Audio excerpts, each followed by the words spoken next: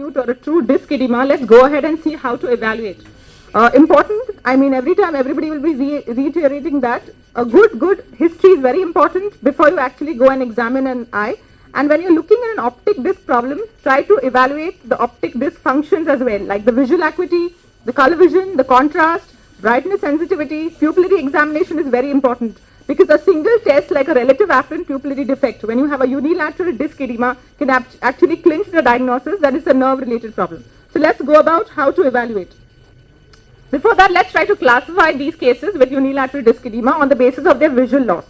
So we can classify them on no visual loss, on acute visual loss, and insidious visual loss. So if there's no visual loss, then we are looking at actually a pseudo or an early papilledema, which Dr. Nikhil has very beautifully explained, a diabetic papillitis, and a central retinal vein occlusion. So what do you mean by a diabetic papillitis? Basically, in a chronic IDDM or NIDDM, you will see these cases. Age could range depending on when the diabetes has come into play. It could be asymptomatic. Just a routine examination may pick up, and vision may be anywhere from normal to not very low. It is on an average 6/15. The disc could be normal. There will be slight edema with telangiectatic vessels, but there is no NVD. Also, features of diabetic retinopathy to be looked for. The visual fields can only show enlarged blind spot or an arcuate defect. And remember, it's a very good prognosis. Sometimes a patient may come with low vision, but after 3 to 4 months, if vision has come back to normal, then you know you're actually dealing with diabetic papillitis.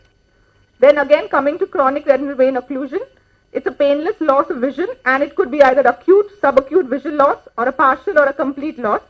Again, relative afferent pupillary defect is there, and variable field defects depending on how much of the nerve and surroundings is affected. Like in this case, it's a full-blown called CRVO, or you could have a subtle CRVO as is seen here. Treatment, basically evaluate and treat the cause of thrombosis and a long-term risk of neovascular glaucoma to be kept in mind, and then follow the patient for the same. Now coming to the next part of the classification, acute visual loss. Here we are looking at optic neuritis or ischemic optic neuropathy, which are the two major important causes of acute visual loss and which we'll stress more on. And then there are other causes of unilateral disc edema with visual loss.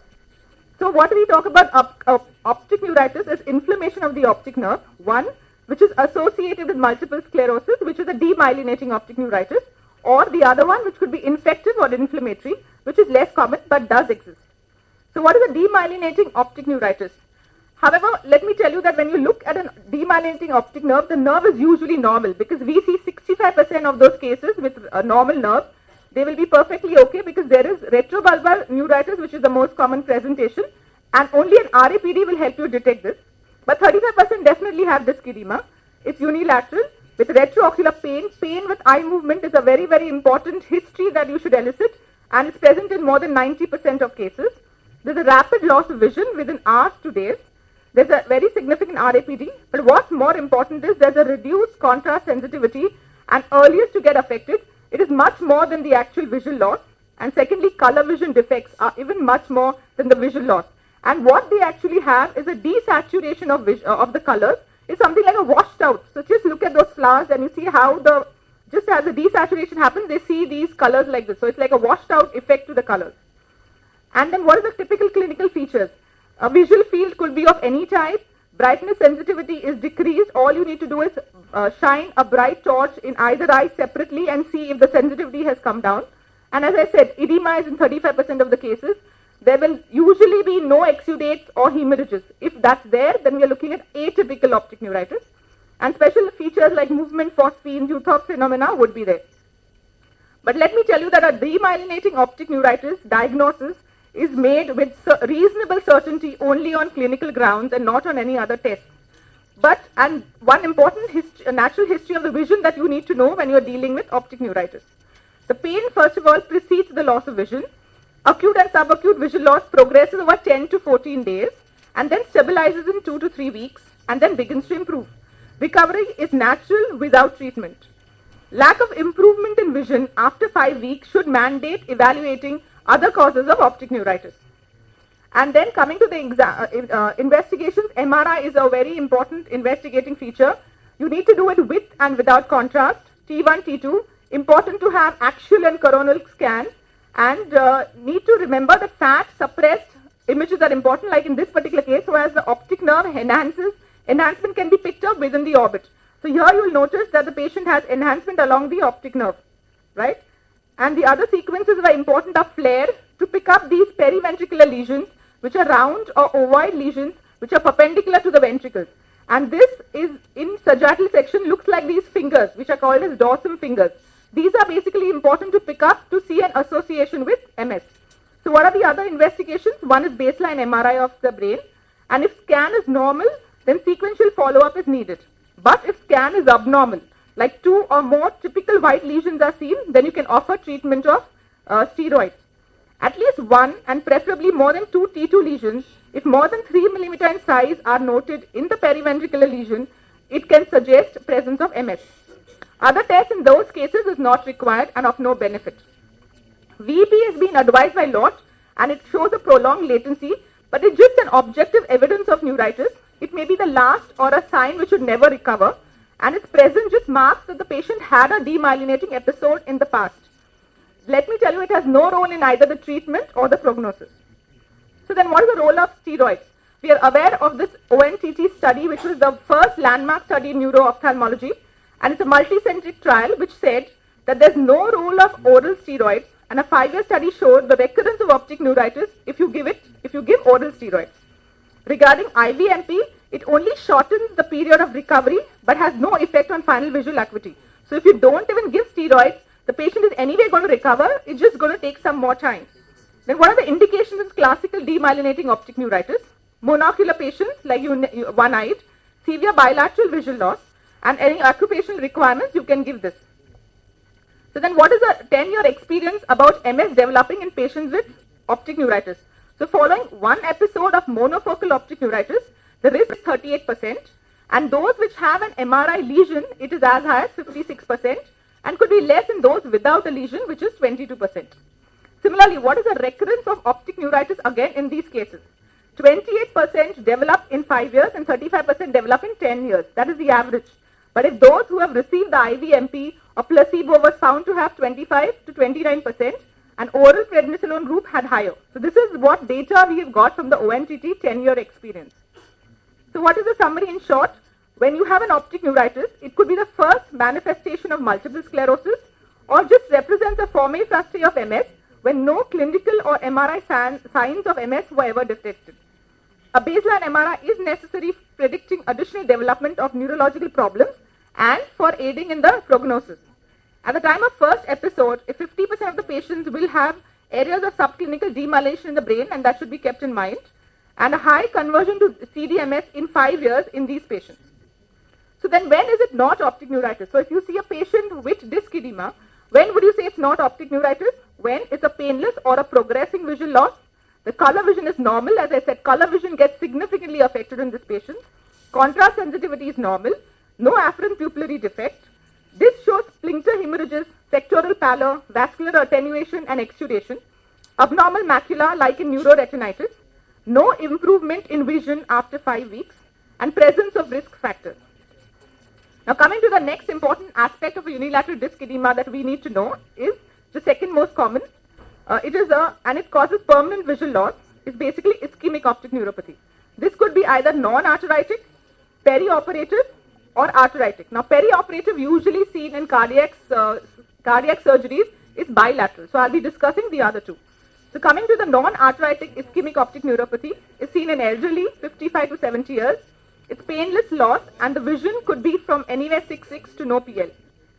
There is present a relative afferent pupillary defect when in unilateral cases. This could be like this, one showing hyperemia, the other one showing a sectoral pallor. Fellow disc is what you need to see. 1/3, if there is the other eye, as you see in this, has a disc as risk, what is called. It's a very small cup. Then 1/3 of these cases actually land up developing an NAOI. The usual visual field loss that you get is an altitudinal as seen here. But among the altitudinal, the most common is the inferonasal, which is seen in 55 to 80% cases. And then you can have even other forms. So it's not just restricted to this visual field. You could even have arcuate, you could have central scotoma. So clinically correlating a visual field with a disc edema is important.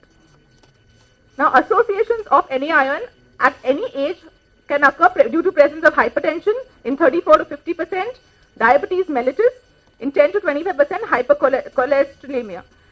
In middle age, you should rule out ischemic heart disease or prothrombic risk factors. Most common is hyperhomocystinemia. So you see a middle-aged person get his homocysteine levels done because there's an association of 7 to 45% with them. There are other associations which you should also look at. One is anemia, which is non-surgical, and then ask history of dialysis, epistaxis, uterine bleeding, etc. And in those cases, you need to treat the hematocrit. Hypotension, non-surgical, very important, nocturnal.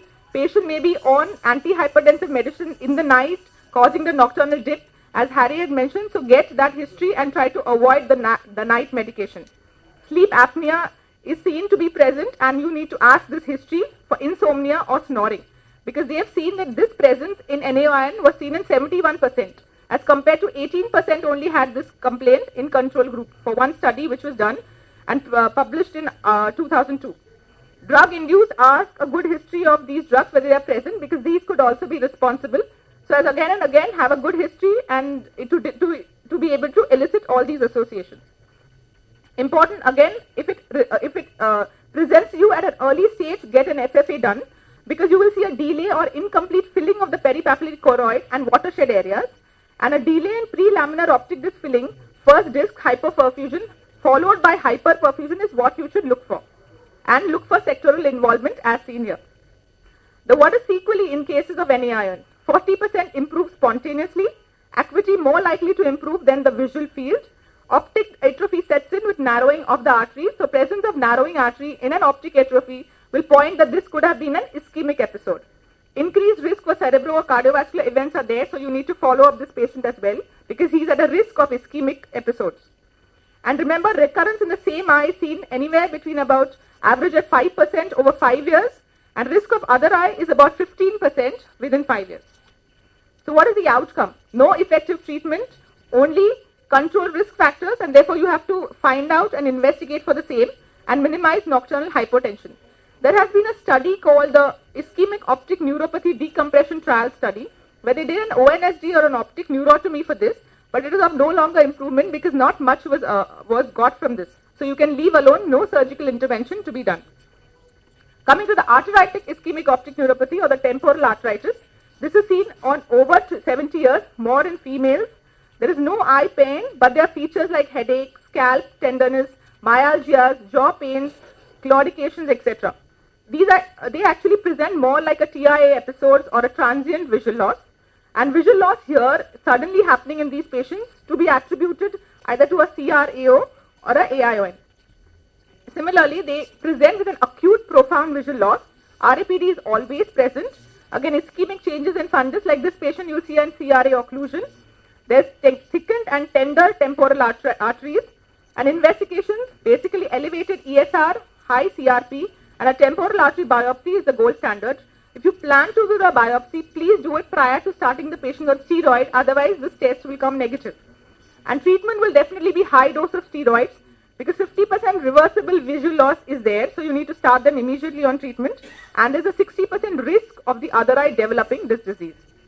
So now let's look at this patient. Is a case of, on my left is a ischemic optic neuropathy and optic neuritis. So let's just differentiate. Remember, ischemic occurs in older age. Pain is more common in demyelinating. Disc is pale in ischemic, hyperemic in the other, and swollen in case of ischemic. As I said, only 35% of optic neuritis have swollen discs. Then arterial attenuation is also common, and sectoral disc edema in ischemia. Associations, vascular disease associated with ischemic and MS with demyelinating. And treatment-wise, MS has definitely good prognosis compared to ischemia. So let's look at this. Now this we are aware is a very classical unilateral disc edema, and we can call this to be either AIN, but wait, because after a couple of weeks you notice the same eye is now presented with a star, which we call as ODEMS, which means basically optic disc edema with macular star. It's basically a descriptive term which is used, and these patients may have a vitreous cells, and a complete fan develops by 1 to 3 weeks. So you need to wait before you decide to call this patient any particular, either label it as optic neuritis or ischemic optic neuropathy, because these could be idiopathic or infectious causes as mentioned here. The other aspect of unilateral disc edema that we need to rule out is traumatic optic neuropathy. Though it's mostly come with just pallor and patient may not have a sign, you can still have an optic disc swelling with retinal hemorrhages if injury has occurred anterior to the entry of the central retinal vessels. And in those cases, the patient may present with disc edema. So a history of trauma is very important if patient presents with you with optic atrophy. 4 to 6 weeks later, finally, the patient will have an optic atrophy. But in this case, the vessels will be normal, unlike those in an ischemic cause where there will be attenuated vessels. Again, visual fields would be variable. And treatment has been discussed by the Cochrane collaboration, which said that steroids, if given less than 8 hours of injury, may help, but there is basically no randomized control trial. And they in fact suggest that not treating would really help than actually treating. Regarding surgical treatment, they have said that there is no clear-cut study which says surgical intervention to prevent this would eventually help, because there are more complications than help. So finally, coming to the last part of the unilateral disc edema is the insidious visual loss cases, which could be either compressive optic neuropathy or infiltrative optic neuropathy. In case of infiltrative, we are dealing with optic gliomas or astrocytic hamartomas, meningiomas, and in that cases, you have to get a good MRI to pick up these lesions. Secondary tumors are basically leukemia, where you find the white fluffy infiltrates which are enhanced with contrast and neuroimaging, or you also have a retinopathy or a lymphoma like this. And then infections and inflammations like sarcoidosis, these will have features like they will have vitreous cells and features of panuveitis along with these. And finally, compressive optic neuropathy, like an optic nerve sheath meningioma, where you will pick up the optociliary shunt vessels, or an intracorneal tumor, like in this case, patient came with a fuzziness of the nerve fiber layer and an altitudinal defect. But when we did a scan, we noticed that here at the orbital apex, there was actually a there was a cysticercosis of in the lateral rectus muscle. So any other forms of tumors also can be picked up. And finally, thyroid disease. So basically, to just sum up, if you have a unilateral disc edema, you should check the age. If age is less than 40 years, think of optic neuritis. If it is yes, then you need to work up for multiple sclerosis. If it is not optic neuritis and age is more than 40 years, look for ischemic optic neuropathy. Look for risk factors which could be the cause. If they are present, and we could have giant cell arteritis cause, because if we are looking at very high age and those appropriate factors, if that's present, then we are dealing with arteritic ischemic optic neuropathy. If giant cell arteritis is not there, then we are looking at NAION. If there is no ischemic optic neuropathy, then look for a macular scar, and that could be present. If that is not present, then we are looking at compressive optic neuropathy. In compressive optic neuropathy, again, if it is present, then you have to do an MRI scan. It could show a structural lesion.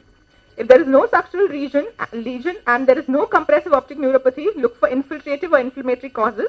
If that's not present, take a good history to find out if there's any traumatic association. If that's not present, then look at toxic or nutritional causes. If that's too absent, then we're looking at hereditary, so good history since and the age, and also family checkup will tell you whether there's an associated hereditary. And if that's too absent, then we are looking at unexplained visual loss and unexplained disc edema, which in presence of no structural lesions together will need to re-evaluate, get an MRI done again, followed by a LP. Thank you.